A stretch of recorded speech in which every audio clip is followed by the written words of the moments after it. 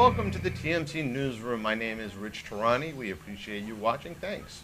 On our program today is Steve Shalita, who is the VP of Marketing of NetScout. And Steve, how are you? Good. How are you, Rich? Great. Could you start off by telling us what your company's been up to lately, please? Well, NetScout, as you know, is focused on unified service delivery management, and we just recently introduced our Ingenious Service Delivery Manager product that allows the IT organization to have a much more unified view into the delivery of services from the data center through to the user to better understand and manage user experience. Now, how in the real world does that help? Does it allow the data center to find problems, trouble points?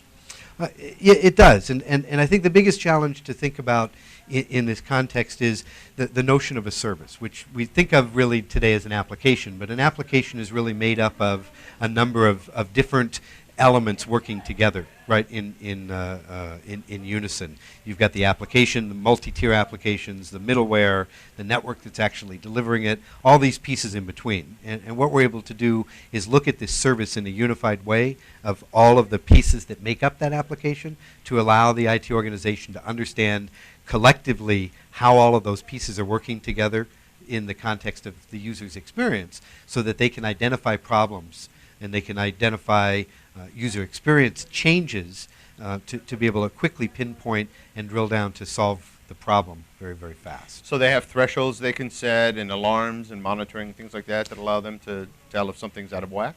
Exactly. It's using a different number of alarm type of mechanisms, but also network-based anomaly detection to actually look at deviations in baseline performance. The technology that's deployed is looking and learning how applications behave, how users behave, and actual services are delivered. And what it's able to do is develop this baseline, and over time, it becomes more and more intelligent. And when it sees a shift in that baseline, in what is normal behavior, and what's defined as normal behavior, the longer it's deployed, the more intelligent it is. It actually can see that and warn that some kind of event is impending or a problem is starting to brew before it actually becomes service affecting. Now, you've got companies that are scrutinizing more carefully before they spend. Are there certain ROI metrics that they evaluate before they make a purchase, or things that you point them to speed along the purchase?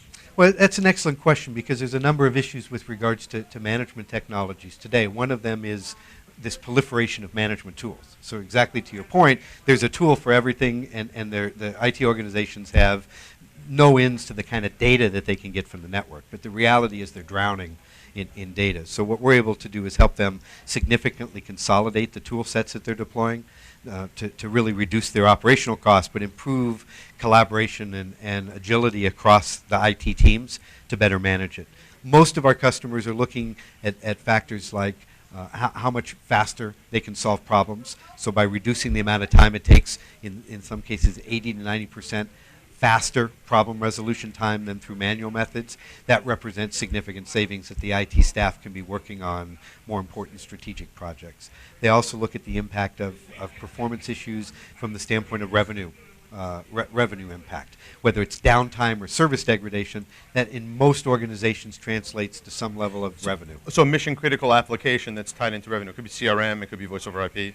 Exactly, where that would actually take down the operation, not only wasting employee time, because they're non-productive, but impacting customer and revenue flow. So if you look at that, that becomes a very important metric as well as being able to more effectively plan the network environment so that they can avoid unnecessary upgrades. Oh, that's interesting. So, okay, so more efficient usage or utilization of the products and services they already have. Exactly, and you know, even though we've come kind of out of the biggest challenge we've had in many years from a budget standpoint in IT, where spending was very tightly scrutinized, I think that still continues for a number of years, and organizations are looking to get more out of that investment that they've made. Sure. So before you jump to a 10 gig link or add more bandwidth. Right, don't throw more bandwidth or routers at it. Basically, you may be able to make better use of what you have. Exactly. Today. So basically you're really killing a lot of birds here with one stone, right, by working with your company, correct? Absolutely. Okay, so in terms of looking at your customer base internationally, are you noticing any trends that are worth sharing? From an international perspective, I think we're seeing a lot more sophistication in leveraging technology abroad. And we've always seen some really leading edge types of applications of technology in Europe. We see that happening in Asia Pacific.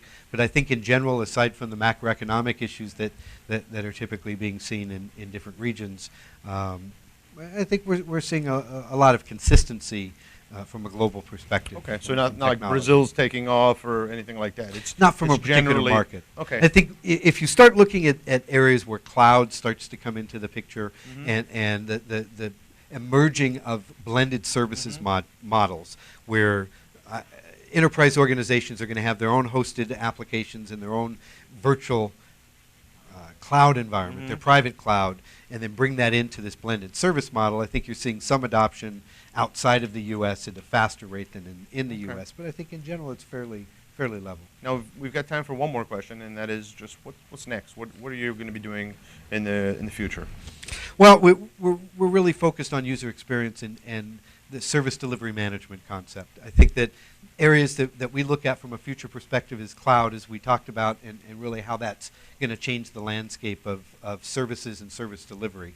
And if we think of the cloud in the context of mobile, how mobile is changing the world with portable devices, and where you're actually going to get content from, and this blending of services, it's really taking and focusing on how can the enterprise organization take advantage of investments that the service providers are making in performance, right, and looking at service delivery management there to get a much more holistic end-to-end view. So we're really focused on the notion of service delivery management. Well, very good, and thanks for being on the program. It was a pleasure to see you again. Great to see you. Thanks very much.